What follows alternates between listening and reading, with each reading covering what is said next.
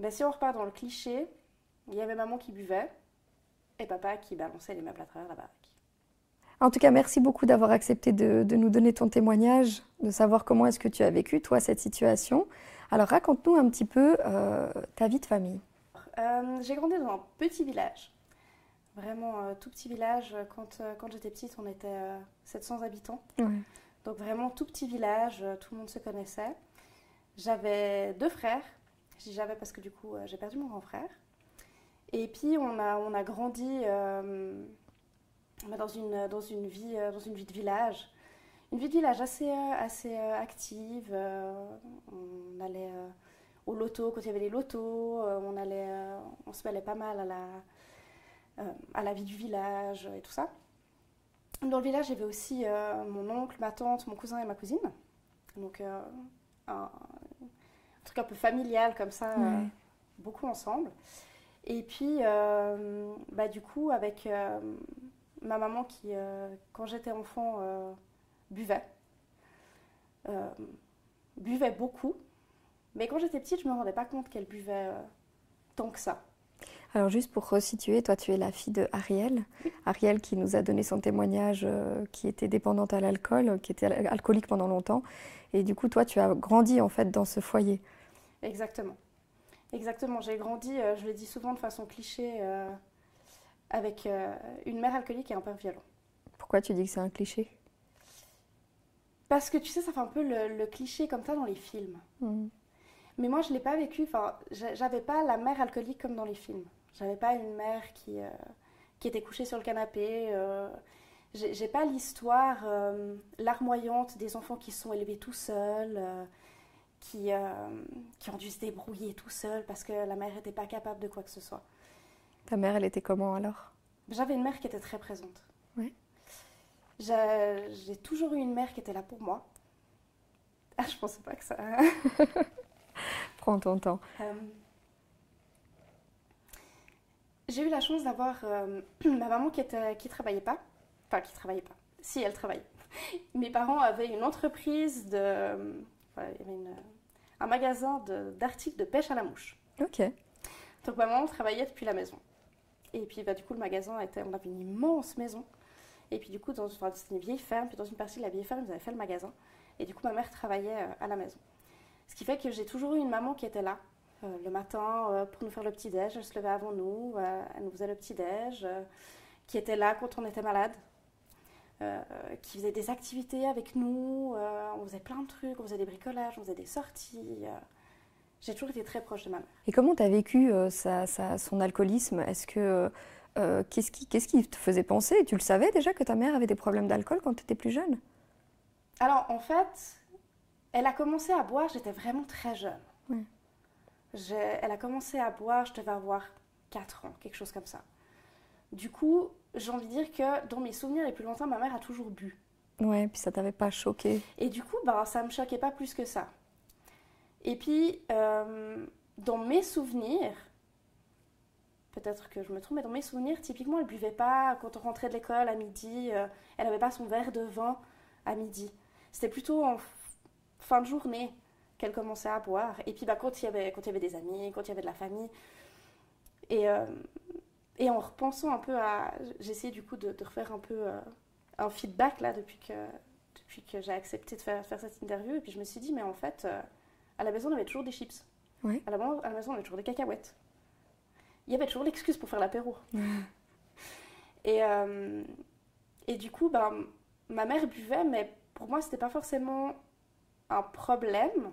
Enfin, je le voyais pas comme un problème. Mais je me souviens aussi qu'à l'école, on avait eu l'intervention. Il y a des gens qui sont venus pour nous parler justement des problèmes d'alcool, de drogue, de choses comme ça. Et que la personne qui était venue a dit, est-ce que un de ses parents qui boit trop? Et je me souviens m'être dit, oui, j'ai ma maman qui boit trop. Mais ne pas avoir levé la main. Pourquoi t'as pas levé la main? Parce que j'avais honte. Parce que qu'est-ce qu'ils vont dire les autres? Je me souviens de ça. Et puis après, ouais, c'est vrai que ben, ma maman, elle buvait. Elle buvait bah, tous les soirs. Maintenant, c'est plus des odeurs qui me dérangent. Ouais. Il y a des odeurs, le martini. C'est une odeur, je peux plus. C'est ce qu'elle buvait, ta mère, Ouais. les martinis? Ouais, c'est ce qu'elle préférait. Mais c'est vrai que l'odeur typiquement du martini, aujourd'hui, je ne peux pas. Je ne bois pas de martini. J'allais dire, toi, est-ce que tu consommes un peu d'alcool? Très très rarement. Très très rarement. Je crois que c'est ça qui a aussi, qui marque aussi ma vie d'adulte. Ça a surtout marqué ma vie d'adolescente. Je buvais très peu. J'avais très peur De quoi? de l'alcoolisme. De moi aussi devenir alcoolique. Et encore aujourd'hui, typiquement si j'ai passé une sale journée, je ne vais pas boire un verre d'alcool. Je bois très rarement. Ouais. Vraiment. Il y a un peu cette peur de quelque chose de génétique, quelque chose d'héréditaire. C'est comme ça que tu expliques l'alcoolisme de ta maman? Mais en fait, je crois que je l'explique pas. J'explique pas son alcoolisme de ma maman. J'explique, quand je parle de ma maman, je dis que c'est une alcoolique sobre. Et que je suis extrêmement fière d'elle d'avoir, comme elle dit, posé son verre. Tu disais vivre avec un papa violent. Une fois plus grand, j'en ai reparlé avec mon père qui m'a dit c'est parce que ta mère buvait. Que du coup, il se fâchait. Et puis, ma mère, elle buvait parce qu'elle pouvait... Enfin, dans les explications que j'avais eues, c'est parce qu'elle ne pouvait pas s'exprimer, puis du coup, elle s'est réfugiée dans l'alcool. Mais du coup, c'est d'avoir une maman qui, tous les jours, boit de l'alcool. J'ai envie de dire un verre, mais il y avait toujours le verre plein. C'était aussi quand on allait faire les courses, on n'allait pas juste à la Migros. Parce que la Migros ne vend pas d'alcool. On allait chez Denner. Et puis on achetait des cartons de martini. Ça, c'est quand elle nous prenait avec. Parce que je pense qu'elle y allait aussi, enfin je sais qu'elle y allait aussi quand on n'était pas là. C'était avoir en permanence de l'alcool à la maison. Donc elle a connu les violences et puis elle a sûrement trouvé du réconfort dans l'alcool.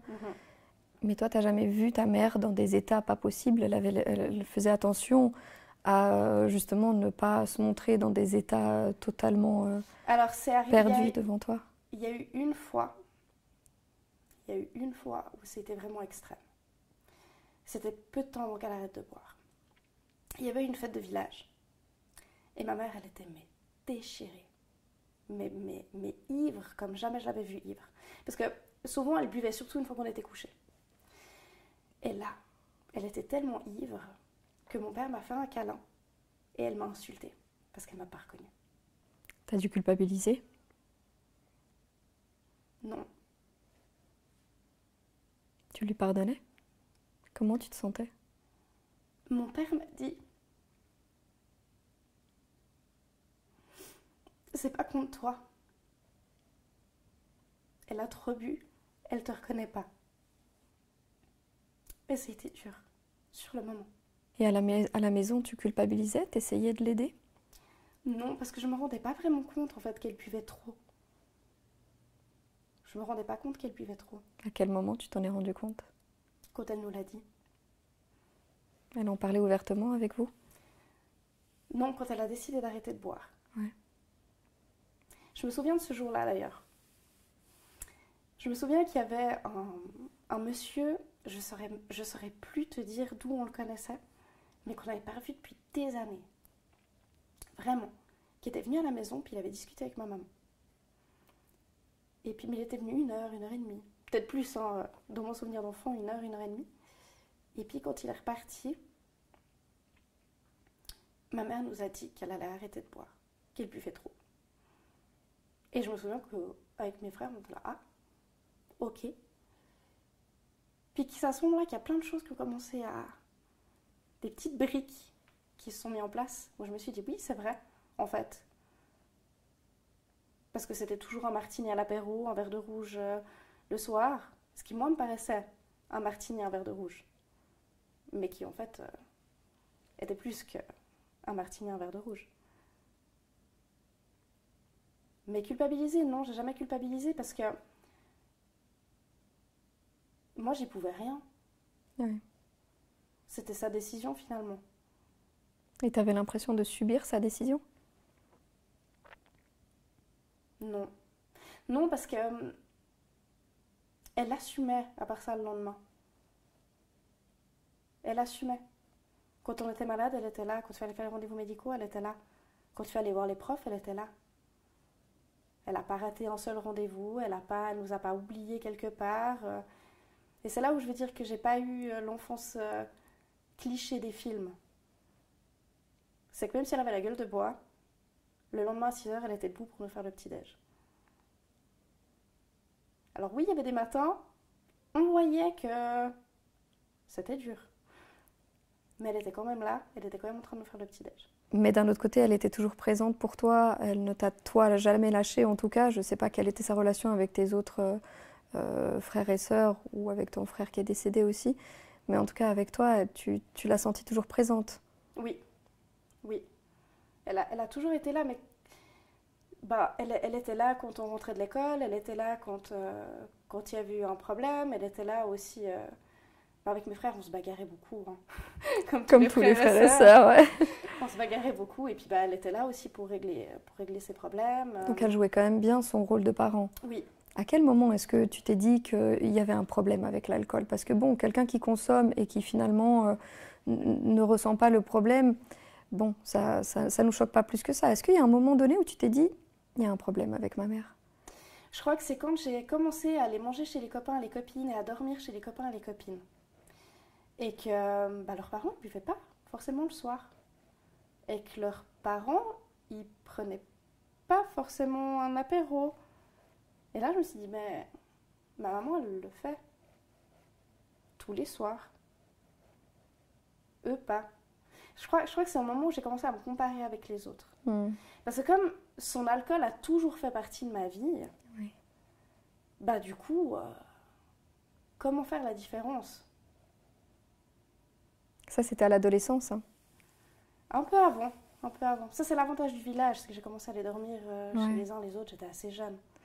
Est-ce que tu as déjà culpabilisé? Est-ce que tu as essayé de l'aider à ta manière? Est-ce que tu as essayé d'intervenir dans sa consommation d'alcool? Quand j'étais petite, non. Non. J'ai pas essayé d'intervenir. Mais une fois qu'elle était rétablie, je me souviens, elle sortait avec un homme avec lequel elle est restée assez longtemps, qui lui buvait de l'alcool. Pas beaucoup, mais très régulièrement. Et puis qui plusieurs fois essayait de l'inciter à boire. Juste un verre, juste goûter. Et puis un jour, ma mère, elle est venue vers moi, puis elle m'a dit « Ah, tu sais, j'ai commencé à regarder pour la consommation contrôlée. » Alors qu'elle m'avait toujours dit que si elle buvait un verre, c'était fini, elle repartait dans l'alcoolisme et tout ça. Et là, je me suis inquiétée. Et là, je lui ai dit, maman, c'est pas possible. Tu peux pas. Tu me le répètes depuis des années et tu peux pas. Et là, j'ai eu peur. J'ai eu plus eu peur là que quand mon frère est décédé. Parce que quand ton frère est décédé? Elle était sobre. Ouais. Et il y a beaucoup de gens qui se sont inquiétés de savoir si elle allait reboire. Et toi? Moi, je lui ai posé la question. Je lui ai assez vite posé la question, est-ce que tu as envie de boire un verre? Elle m'a dit non. J'ai dit ok, très bien. Mais par contre, quand elle m'a parlé de consommation contrôlée, là j'ai eu peur. Tu t'es dit qu'elle pouvait glisser, ouais. Que ça n'allait pas être contrôlé finalement. C'est ça. Alors, elle a fait quoi? Eh ben, elle a dit non. Et elle a dit à cet homme qu'il fallait qu'il arrête en fait d'essayer de la pousser à boire en fait. T'as dû être fière d'elle à ce moment-là? J'étais extrêmement fière, mais j'ai toujours été fière d'elle.